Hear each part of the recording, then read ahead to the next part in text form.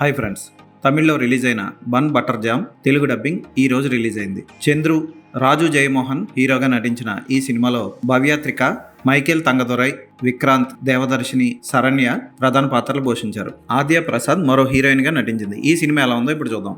చంద్రు సెంతమిళన్ కాలేజీలో నందినిని ఇష్టపడతాడు. అయితే అతని ఫ్రెండ్ కూడా నందినినే ఇష్టపడతాడు. నందిని మనసులో ఎవరున్నారో నందినికే తెలుసు. అలాగే చంద్రు ఇంటి పక్కన అద్దెకుంటున్న మధు మరొకరిని ఇష్టపడుతుంది. చంద్రు లవ్ స్టోరీ ఏమైంది? నందిని ఎవరిని ప్రేమించింది? చంద్రు ఫ్రెండ్నా? మధు లవ్ చేసిన అబ్బాయి తల్లిదండ్రులు చూసిన సంబంధం చేసుకున్నాడా? మధుని పెళ్లి చేసుకున్నాడా?